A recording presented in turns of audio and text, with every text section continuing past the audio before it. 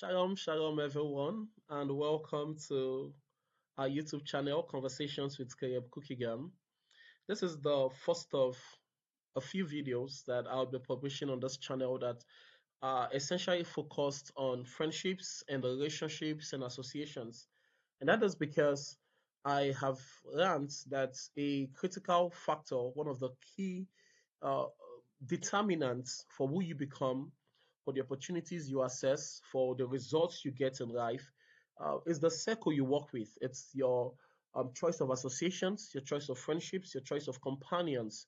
And so I want to just share on some things that I believe would help you make meaningful relationships, help you build um, mutually profitable associations, right? I emphasis on mutually profitable associations. And this one, I'll be speaking on who should be in your circle, five essential friends that you should have while in the university. So the focus of these are undergraduate students and possibly some persons having their postgraduate program. But it also applies to you who might also be in that season of transition because you definitely still come across people, interact with them, and it would help you choose friends. I would also do another video on 7 friends that you should avoid. Very important. Watch out for that. And also another video on 7 friends that you should keep and treasure. And I would also speak on your relationship with senior colleagues, with alumni, and even networking with lecturers. That can also really be a critical factor for your stay while in the university. So, this presentation is on how to build meaningful relationships that can contribute to your personal and academic growth. How your the right friendships can shape your mindset, can give you access to opportunities, and can also be the catalyst for your success. One of the things I want to emphasize is that your relationships oftentimes serve different purposes depending on the season that you are in, and you should be open to that possibility of certain relationships changing or you know taking new turns, or even possibly um, backpedaling on the proximity or the intensity of the relationship as you progress or as the other person makes progress. I'm simply saying that in there's this saying that 20 friends cannot remain friends for 20 years. You get the point I'm making. So quickly, the power of proximity. There's also the saying that birds of identical plumage congregate together, or birds of a feather flock together. It's to simply say that the people you work with, the people you are close to, will definitely influence you, and you'll be also influence them. That saying that people say, "For me, I know myself." Nobody. It's actually false, right? Or even sometimes, if you think that they're not influencing you, do you also realize that the people you are close to, the people you are working with, the people others associate you with, would also influence their perception of you, would also influence sometimes the things that they expect of you or the things that they can trust you with. What I'm simply saying is that proximity is powerful. Your circle matters, and you must learn to build intentional relationships. Also, a few points I want to emphasize. One, isolation in the university limits your growth and opportunities. Please don't do the university alone. Don't even do life alone. Don't even do your Christian work alone. Isolation can be very dangerous. It can be limiting. It can sometimes give you this first view or first perspective of certain things about yourself or about the world at large. So surround yourself with a strong network. It can be an accelerator, something that would help speed up your growth and your progress. Also, today's peers becomes tomorrow's collaborators. There are some people I met in the university, some persons I met even from secondary school, and we're just friends. Some persons from also back then my teens church. And now we work on some projects together, we share opportunities, and this is just less than 10 years, right? I'm now also wondering what are the possibilities in the next 10 years, in the next 20 years, because as we keep making progress and keep growing, there will come a time when we'll be in different industries and sectors, and we can collaborate and produce great things together. Also, very important, you must learn to cultivate value first relationships. Value first relationships. Listen to this. Make your friends before you need them. I'll say it again. Make your friends before you need them. Be a friendly person. Be a person who is who is consistent and intentional about giving, about making contributions to others. Be intentional about communicating value, and in time you will find that you would also have a lot of value attracted to yourself, attracted to you. So your relationships should be focused on mutual growth, should be focused on mutual support, encouragement. You should be that person who you encourage your friends to go on to do things, to apply for things, to make progress in their own lives. The Bible says in Proverbs 17, in Proverbs 27:17, that as iron sharpens iron, so a friend sharpens a friend. So a man sharpens the countenance of his friend. Now, this also introduces something of what if it's iron and wood? You will find that one will get chopped off instead of being sharpened. So, what I'm simply saying is that there's also a need to watch out for the people you make your friends. Intentional friendships can be the foundation for success. There are some persons who, by virtue of my association with them, it's really facilitated my academics. It's really facilitated, my finances or my work with God or some other things. Like I said, watch out for the video on 7 types of friends that you must have. But for these 7 friends you should have in your circle while in the university, the first one is you should have an academic accountability partner. You are in school as a student, primary and forced to study. You should have someone who is really facilitating or fostering your academic pursuit, someone who is in pursuit of excellence, the first class, the very excellent grades, and who can also push you towards such top grades. Someone who can help your motivation, someone who can help your discipline, someone who you guys can hold yourself accountable. Such a person is a sharpener. Such a person will help you be consistent and commit to excellence. Okay. Now you can also have consistent study habits, consistent meetup times, regular academic check-ins where you share the progress you've made on your different courses. Also, such a person should be someone who you can share vital academic resources such as past questions, such as course updates.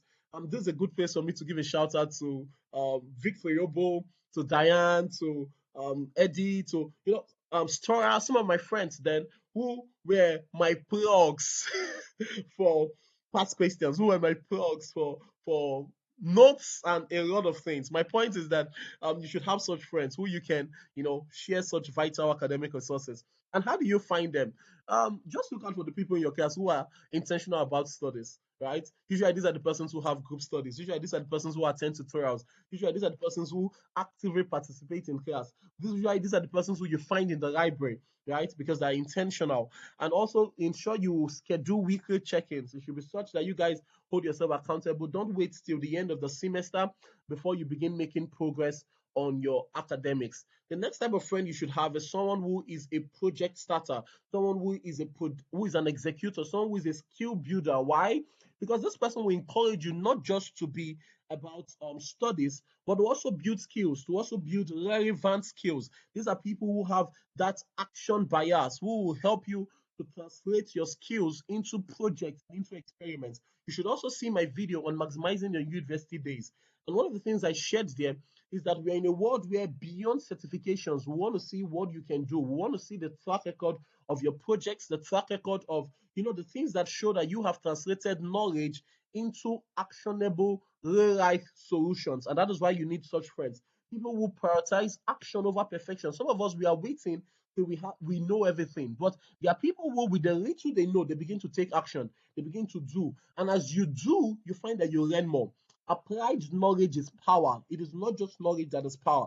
So these are friends that you can start small projects with, that you can start experimenting with, that you can come together to participate in an innovation challenge. You can come together to, have hands-on experience. These are friends that would share internship opportunities with you. These are friends that would help. The point I'm making is that you should definitely have someone on your team, or even a number of them, who don't have to wait till everything is all perfect. And how do you find them? You find them, like I said, in innovation hubs. You find them in tech clubs. You find them also as you show up for things where for environments where practical learning is emphasized. Now, one of the ways also you can offer value to such a person is to offer your skills to corroborate, right? The aspects where you are good, to help such a person on that aspect, and also to commit to learning. That's in the aspects where they are good. It might even be something.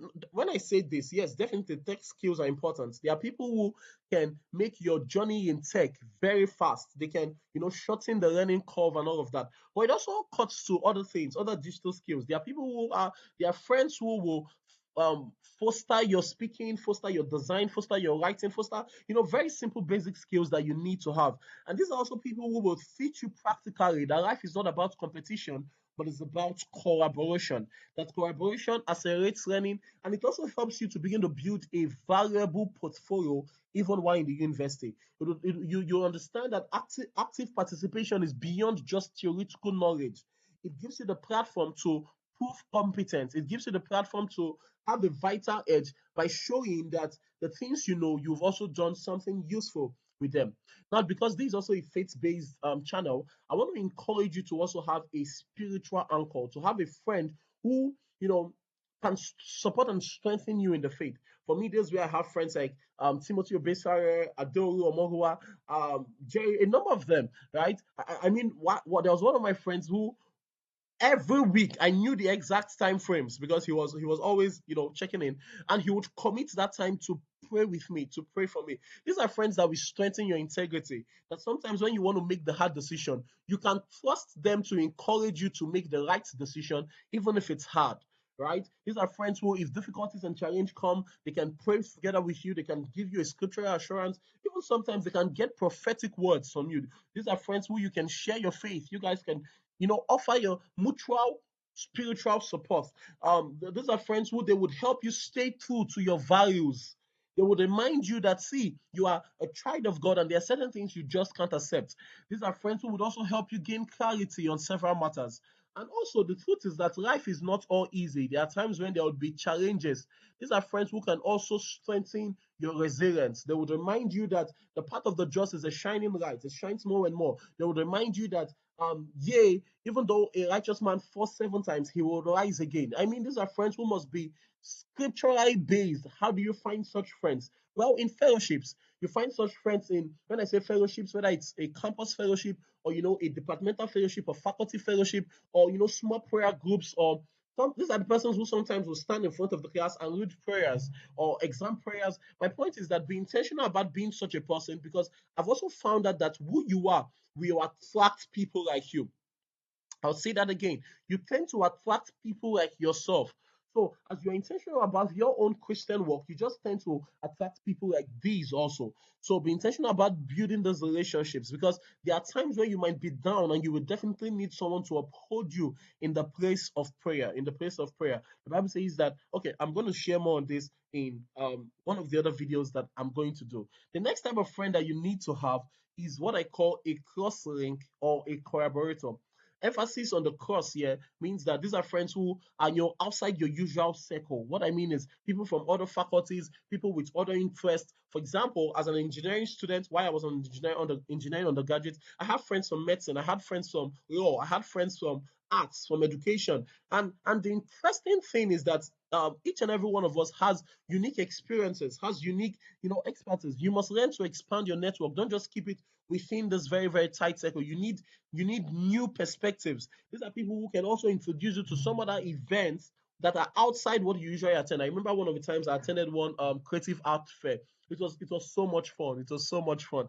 And you want to broaden your horizon. You are there in school to get an education. And education is not just the books you are reading. Okay. Now, how do you find and connect with such friends? Through campus clubs, right? Through volunteering, JCI, the Hive Network, just think of the different organizations that you can volunteer for, where you can meet people across different departments. And also learn to share opportunities because when you also share opportunities with people, people tend to also keep you in mind for opportunities and for different events and all of that. Like I said, adopt a value first mindset. Every time you make a friend, think of how do you serve, how do you give, how can you be a blessing to such a person.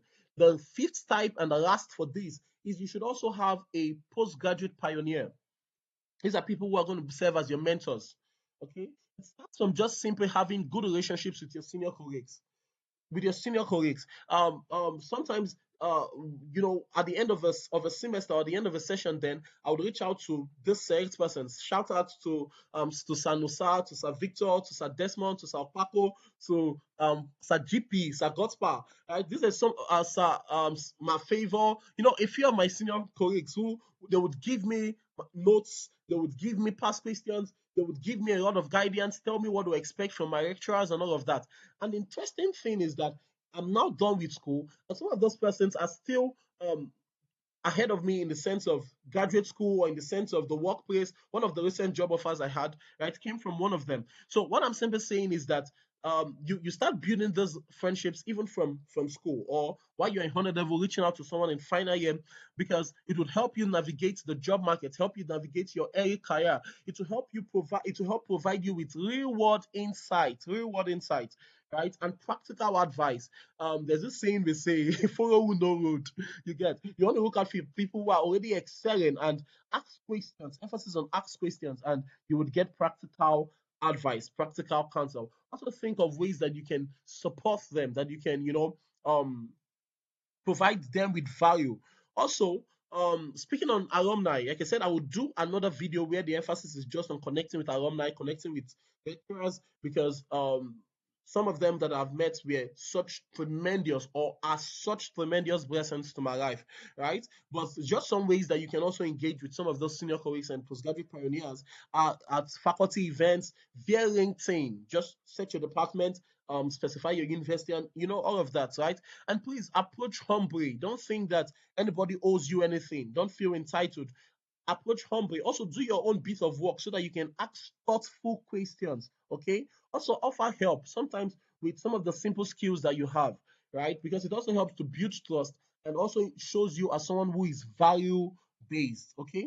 Also, be respectful. Be respectful. Be respectful. I can't emphasize this enough. One of the things I've found out is that strong mentorship deepens learning. It helps to like I said, fast track your career growth. Many of the scholarship opportunities that I knew of and that I enjoyed while in school were from some of those my senior colleagues. So, a summary of what I've covered today: I spoke of your sharpeners, academic accountability partners who would encourage your studies. I spoke of executors, skill builders who will help you build or develop or deploy your practical talents. I spoke of those who will keep you grounded, spiritual anchors who can offer you emotional support. I also spoke of opportunity sharers across different departments and faculties who can open you up to new opportunities, and then pioneers who can help guide you um, even beyond your university days. So just a challenge, just two more things I want you to do. One, evaluate your current cycle. Can you identify someone or two persons or three who can fit each and every of those categories of friends that I've spoken about? Please do that, okay? Then also very importantly, I want you to be intentional about building your relationships today. Like I said, make your friends before you need them. This week, reach out to one, two, three, four, 5 persons and start the conversation, introduce yourself. One of the good things about the university is that we're all young, right? And you can just walk up to someone and talk to him or her. Also connect with us at conversations with Caleb Cookigam here on YouTube, on LinkedIn. The link is there in the description of the channel, and I look forward to hearing your questions, comments, share this video with someone, and I trust you are gaining value, and I'm very much glad that I have this opportunity to work with you every step of the way. Shalom and God bless you. Thank you.